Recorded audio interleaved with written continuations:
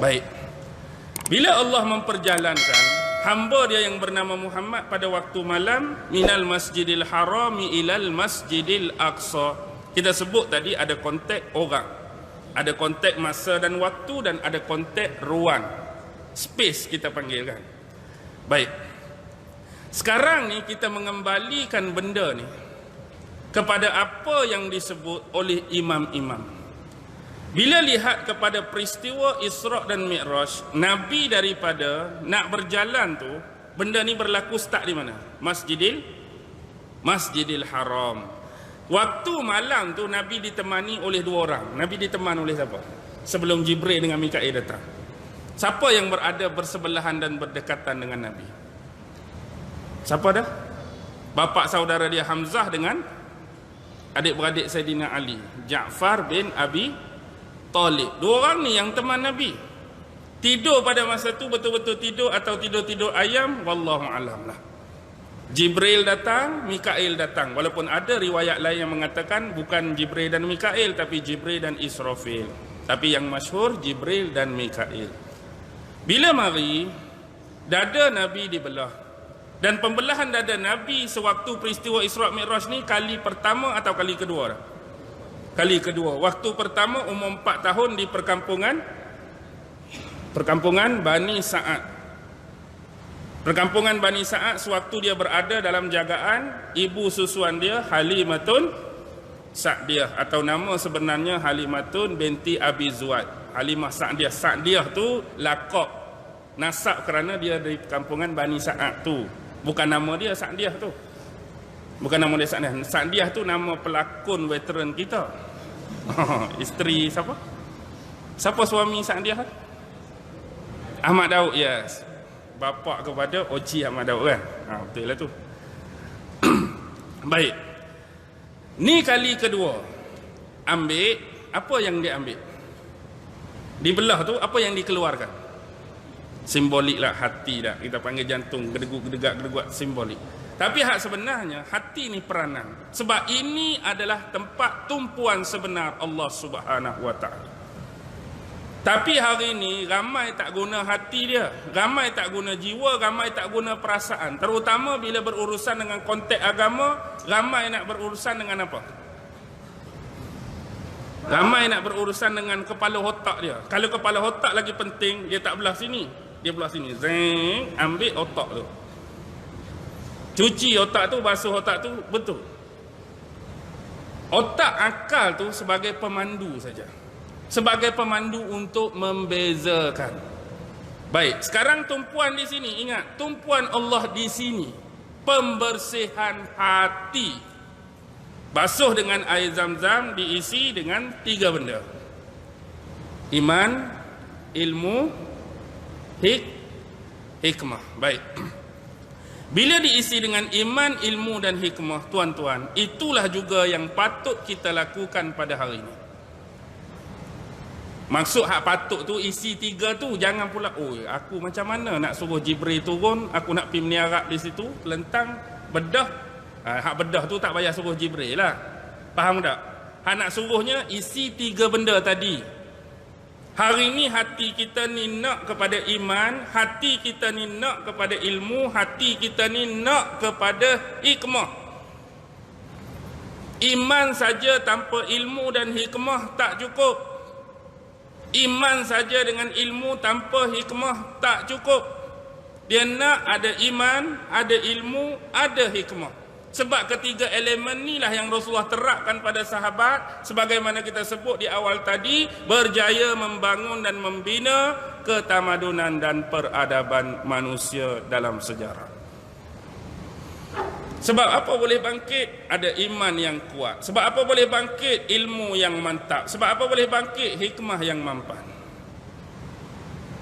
Kadang-kadang orang tu ada iman, ada ilmu, tapi dia tak berjaya gunakan ilmu dia dengan cara berhikmah.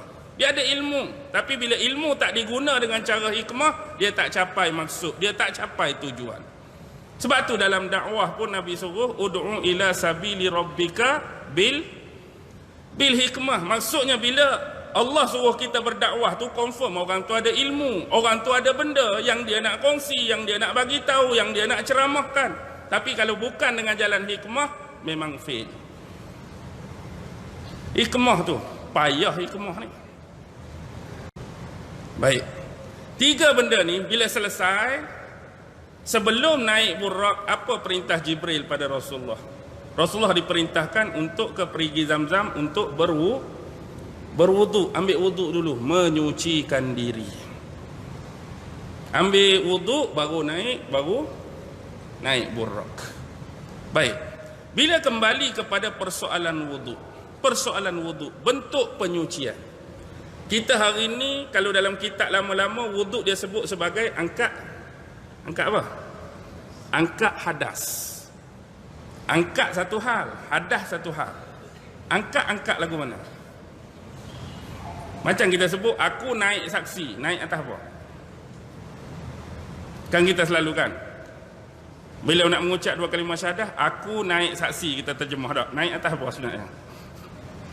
Bila kita kata angkat hadas, apa yang nak diangkat? Angkat ni sebenarnya supaya benda tu hilang, benda tu lari, benda tu terbuang. Apa yang nak dibuang? Hadas. Baik.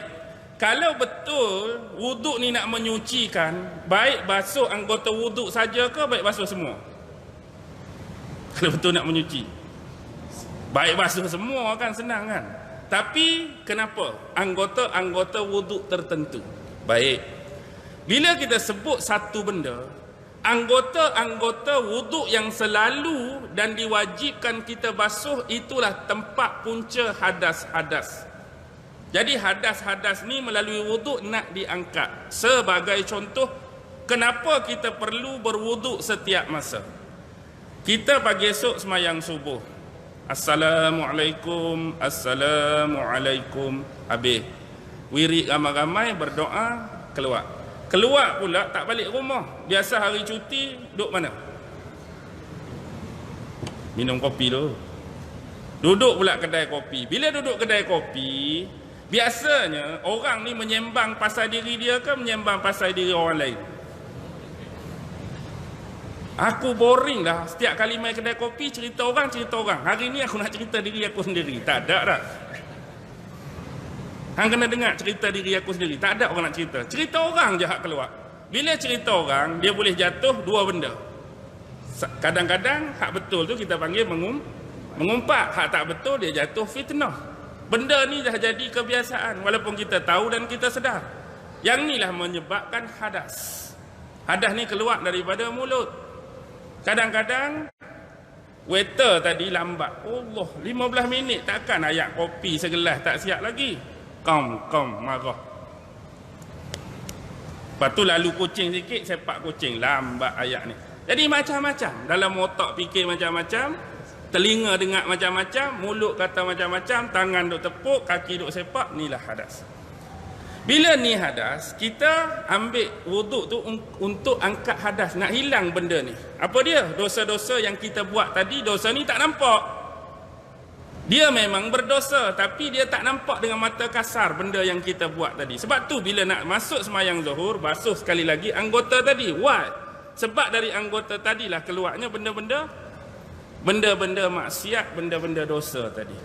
Tapi pasal apa semayang asar lepas ni nak kena ambil pula ustaz? Anda yakin ke antara zuhur dengan asar benda-benda ni tak buat dosa dah? Anda yakin tak? Memang dia tak kotor. Mana kotor, takkan nak ambil wuduk lagi. Dah subuh tadi ambil dah, zuhur ambil dah, tak kotor pun. Bukan kotor tu. Antara zuhur dengan nak masuk asar pula, confirm ke? Ada jaminan ke dia tak buat dosa ni? Ada jaminan ke hak ni tak buat dosa? Ada jaminan ke hak ni tak buat dosa? Ada jaminan tak ni? Tak ada jaminan. Tak ada jaminan, basuh lagi. Lepas tu maghrib, alah kena ambil pula. Ada jaminan dah asar ke maghrib hak ni tak buat dosa dah? Buat lagi, basuh lagi. Kalau nak kira basuh hak zahir, baik mandi ke baik wuduk? Tu saya kata tadi, baik mandi. Tapi bukan tu maksud dia.